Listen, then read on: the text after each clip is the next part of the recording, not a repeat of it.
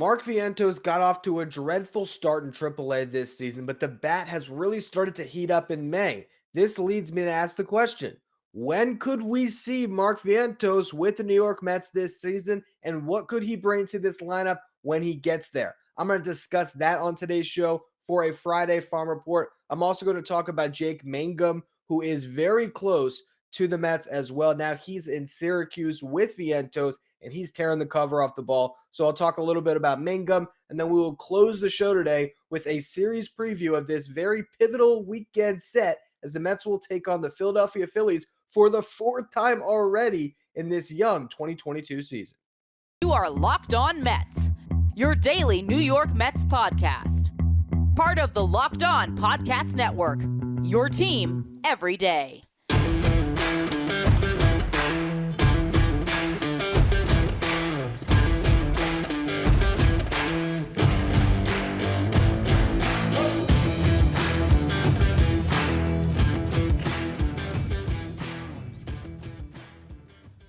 Hello to all you amazing Mets fans. You're watching Locked On Mets, part of the Locked On Podcast Network, your team every day.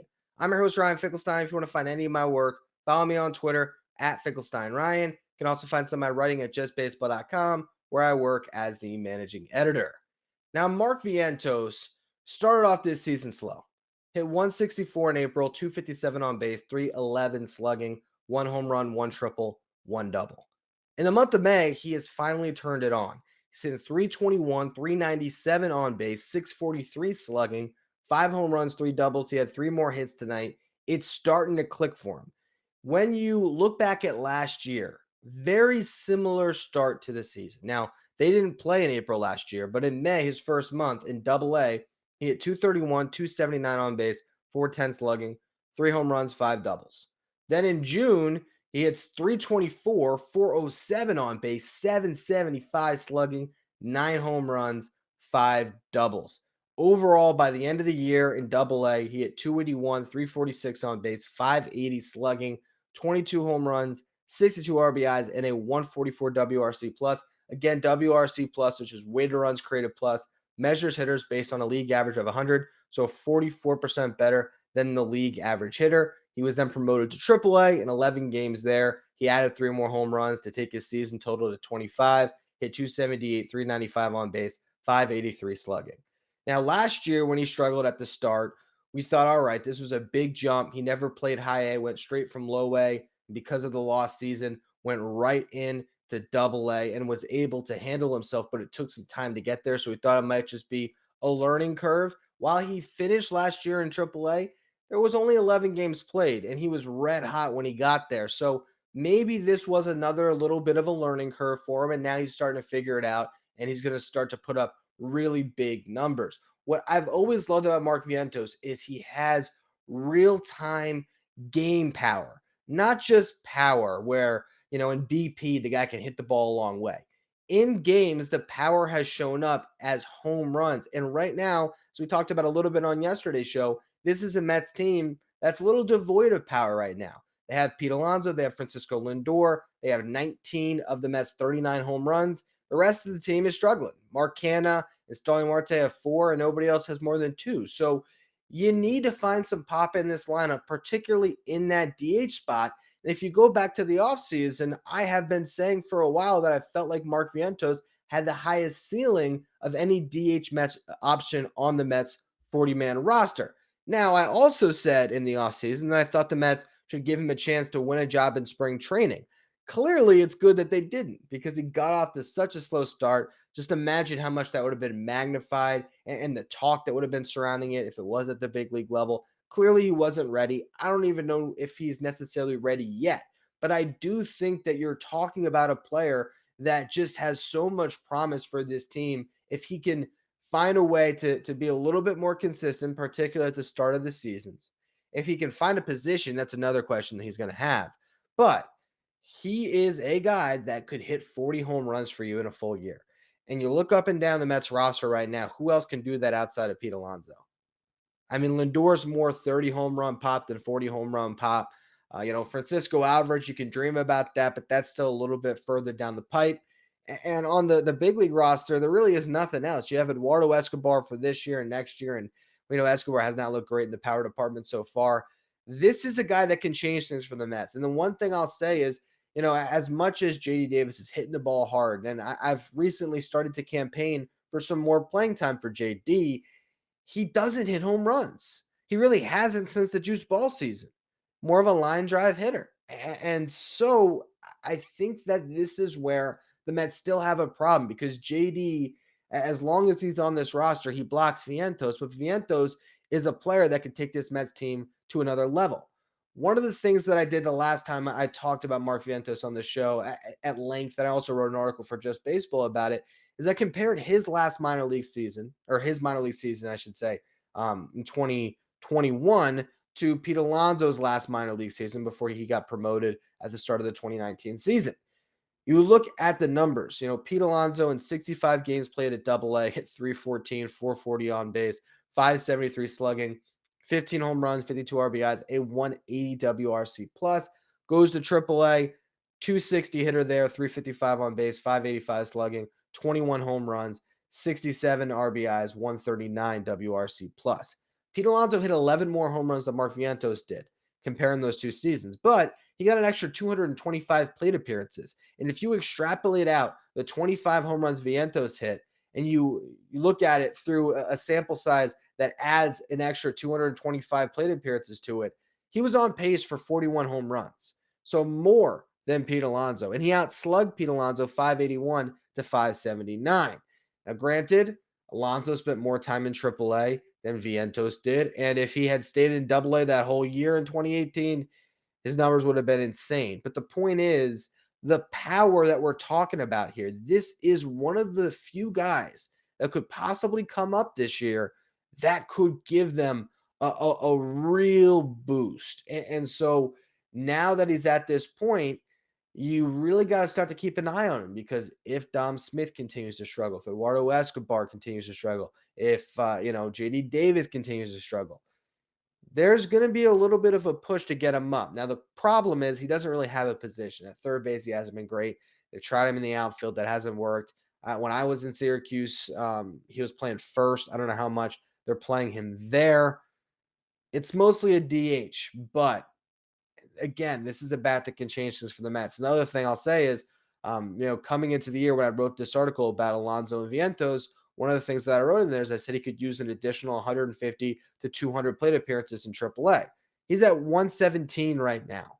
So if you're looking at 200 plate appearances as a sort of barometer to get to, this month of June is pivotal for him. You probably average, 75, 80 plate appearances in a month. If he goes out and he tears the cover off the ball in June, let's just say he has the exact same June he had last year, but at the Triple-A level. So let's just say he hits 324, 407 on base, 775 slugging. That's what he basically did in May, just a little bit less power. So if he can have a little bit of an uptick in power, he still hits for that high average. He's getting on base a ton. He is going to make it tough on the Mets, where I could see in July, when you're getting close to the All-Star break, thinking maybe we should call this kid up. It's just something to keep your eyes on. I think that as the Mets continue to win, that there's not as much pressure to make these type of panicky moves. So you should slow play all of this. But I would like to see some at bats from Mark Vientos before the trade deadline, because instead of trading Mark Vientos to get an impact bat, Mark Vientos could just be that impact bat for the Mets team. And if he's that, and you had that under control for years, that's just going to be another exciting piece to think about. And I am looking very much forward to the future with guys like Vientos, Beatty, Alvarez, maybe even Mauricio. And I'm getting towards the point where I'm ready to move on from some of the players of the past. I think a guy like Dominic Smith, JD Davis, these are guys that I believe are major leaguers, but I think they need to find their home elsewhere. They need to go to, a Reds, a Cubs, a Pirates, one of these teams where they can play every day and prove that they can hang at the big league level. Because serving in these weird bench roles, I just don't think it's the best for them. And I think if you could consolidate multiple players and put in a budding star like a Vientos, that's just going to take this Mets team to a whole new level. We'll see if that ends up happening once we get closer to the All-Star break. Now, I want to talk about a guy that I could actually see up any day now, which is Jake Mangum. So we're going to get to him in just a minute, but I'll tell you, I love brownies. I don't know what I would love more than brownies, but now I have a way to satisfy that craving without feeling bad about it because there's the new brownie batter puffs from Built Bar. These are delicious. The puffs are the first ever protein infused marshmallow. It just brings the protein bar game to a whole new level. And they're available right now at built.com. They're delicious. They all come covered in 100% real chocolate with 140 calories, 17 grams of protein, only 7 grams of sugar. The brownie batter puffs are the perfect pick me up for any day. Great for breakfast, great for after workout, great for dessert. And they are made with the collagen protein, which your body absorbs more efficiently and provides tons of health benefits. The brownie batter puffs will have you completely forgetting that you are eating a protein bar. No need to pinch yourself. This is real life. If you want to try the brownie batter puffs, go to built.com and use our promo code LOCK15. Again, that's built.com and promo code LOCK15. You'll get 15% off your next order. All right, so the next guy I want to talk about for our Friday Farm Report is Jake Mangum. He was drafted in the 4th round by the Mets. This is a guy that played all 4 years in college. He's 26 years old. You're going to rush a prospect like this through your system, get into the show and see if he can hang. And honestly, I think he's knocking on the door. I really do, because you look at Travis Jankowski really struggling right now. You think about where the Mets roster currently sits. And I do wonder at what point would they consider having Mangum come up to fill that Jankowski role. Now, I don't know if they would necessarily option a Jankowski. Maybe it's the next time there's an injury. You could see a Mangum. Let's just say, for example, we find out, and let's hope this is not the case, but let's just say Jeff McNeil, his knee isn't responding, and so they want to put him on the IL for 15 days. And again, hopefully that does not happen. I'm just throwing out a hypothetical. Something happens tomorrow and Mark Canha hits the IL, right? Mango is the next guy that gets the call. And I think that he's ready for it because, again, you're talking about his age and everything else. He's going to play good defense. It's going to run well. You could even tell when I went to that game in Binghamton that he's a good character guy. Like, he's the guy that when he's running off the field that he's saying, let's get him back. Let's get 2 more of this thing. Let's go. Let's get him back. He's that leader guy, the rah-rah type guy. I think he's Ole Miss's, or is it Mississippi State's all-time hit leader. And he might have been the SEC all-time hit leader. The guy had an incredible collegiate career. And what you've seen this year, first month of the season, slow start like Vientos. He hit 200, 273 on base, 333 slugging. Then the calendar turned to May, and this is why he earned the promotion up to Triple-A. Hit 367, 433 on base, 483 slugging. Now, in his first couple of games in Syracuse, he has racked up hits. Tonight, 4-hit game. Day before, 3 hits. First game went 1 for 2. So far in Triple-A, he's hitting 667, 714 on base, 917 slugging. I don't think those numbers will hold. I don't think he'll hit 667 on Triple-A, but he's a guy that can get on base, and he has started to play a little bit with launch angles, so I think he can run into some home runs. I actually think he probably does have a little bit more pop in his bat than Jankowski. I would stop short of calling him the next Brandon Nimmo. I've seen a couple people do that on Twitter. It's not even a comparison. Okay, Brandon Nimmo was a first-round pick, okay, out of high school. It's just a different different level of caliber of player that we're talking about. Jake Mangum, I think his ceiling is probably 4th outfielder, maybe. Potentially he can be a starter, but it's really more 4th outfielder, but a really quality one. And he can carve out a nice career for himself. Look at Jake Marisnick right now. He's still out there, running down fly balls somewhere. I don't even know where he's at. Is he in? I'm going to look this up now. And then both Jakes. How about that? Where's he at now? Pittsburgh. I knew he was in some NL Central team. He'll go from the Reds, the Cubs. He'll just kind of bounce around there for a little bit. But I think that's the type of player that you could see Mangum become, a guy that's going to be on a lot of teams for his defense. And in the right season, he might hit 270 off your bench and get on base at a 350 clip and run into 10 home runs or 15 home runs. I think that he could be a really useful piece for the Mets over the next couple of years here. As you try to think about what your outfield situation looks like moving forward, he could certainly factor into the mix. And it's one of those things that I think we've talked about a lot in farm reports. It's been frustrating over the last couple of years. I just mentioned Marisnick, when the Mets would go out and try to acquire that fourth outfielder via trade. Keon Broxton, Jake Marisnick, Kevin Pillar, signing him last year. I think they did a great job this year identifying Jankowski as the guy that could sign on a minor league deal, and then he earned a spot out of spring training. But to have a Mangum that could fill that role for years, it's very similar to the way that I think Louis Guillorme is going to be on the Mets bench for some time. Even though I wish he would get a little bit more of an everyday role. And speaking of Guillorme, if you're watching on YouTube, let me clear my name real quick so you can feast your eyes on that Guillorme shirt. Yep, I just got this one in the mail. Love it.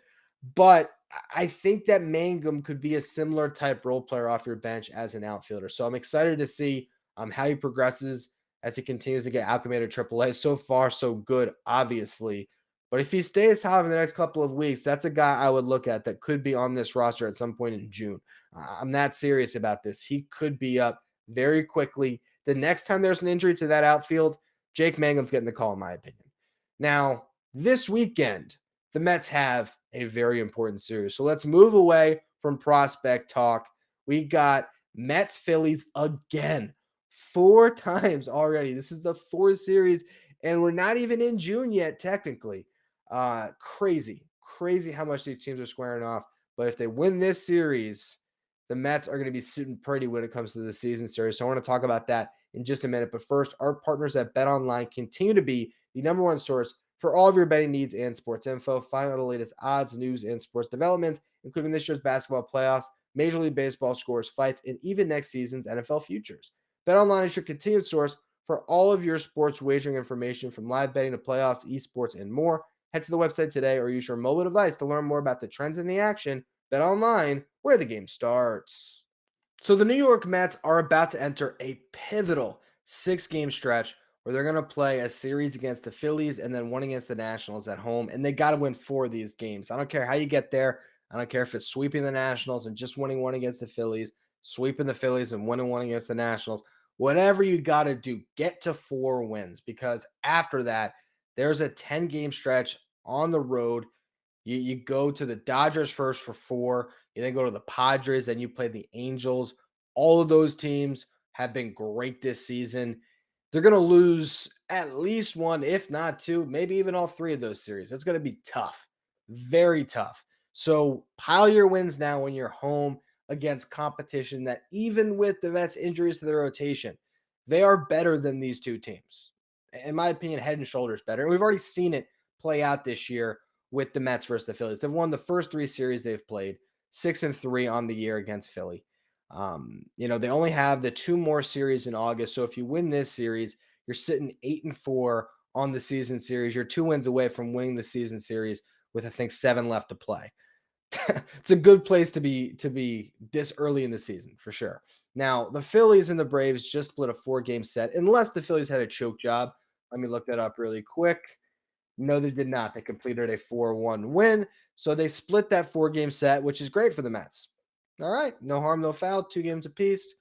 Everything's sitting right where you wanted it to be. Now, before that, they lost their weekend series against the Dodgers, and they really could have gotten swept.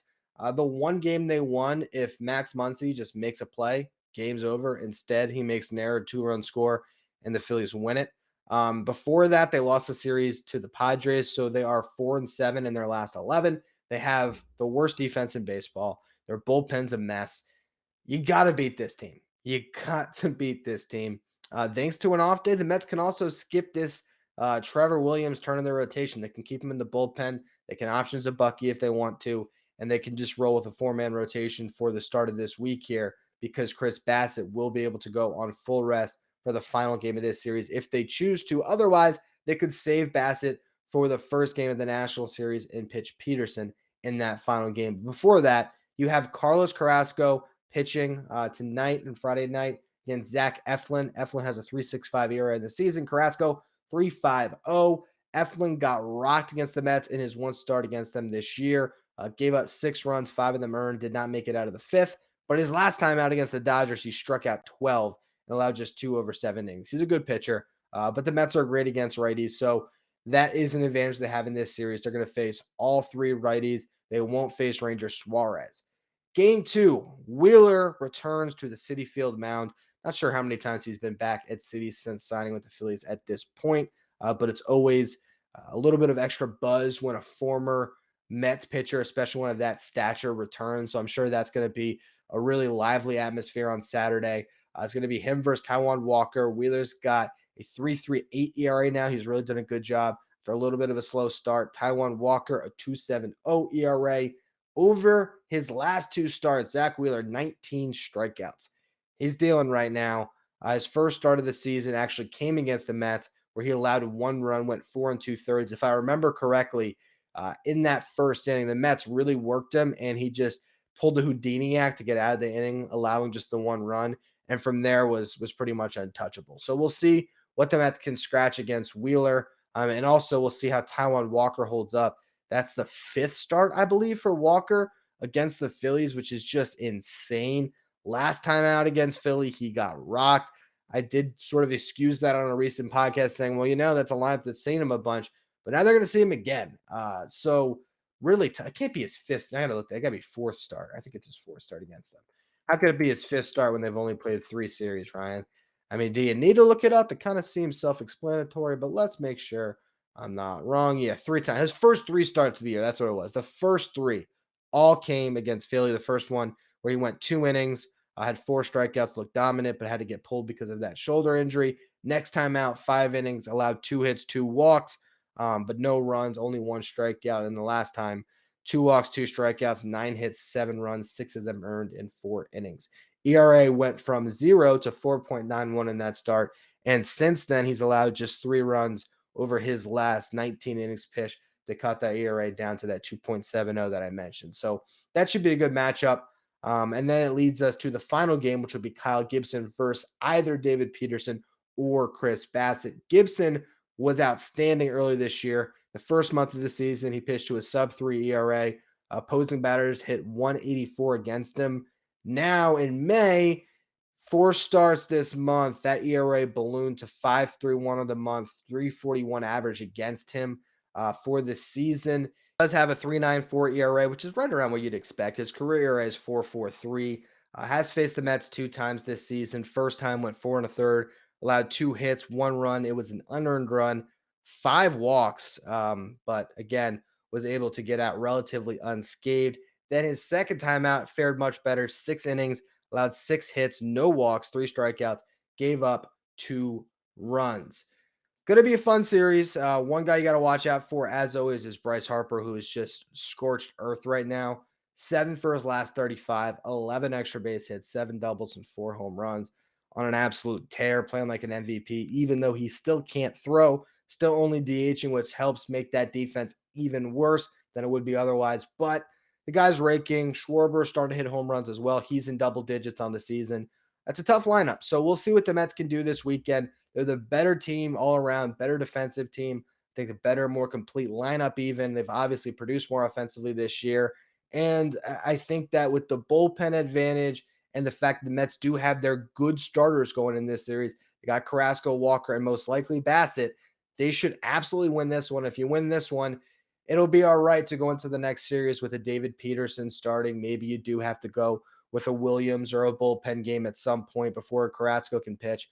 But the Mets are going to be in good shape. If they can take this series, you got to feel pretty good about their ability to get to those 4 wins before they head out west. Anyway, that's going to be all for today's edition of Locked On Mets this week on Locked On Mets. As always, thank you for listening. Make sure you follow, rate, and review wherever you get your podcast. Make sure you follow me on Twitter at Finkelstein Ryan. Follow the show at Locked On Mets. Thank you for making Locked On Mets your first listen every day. Now for your second listen, check out Locked On MLB, hosted by Paul Francis Sullivan, but we call him Selly. Locked On MLB is where you want to go to stay up to date with everything going on in Major League Baseball. You can follow Locked On MLB wherever you get podcasts.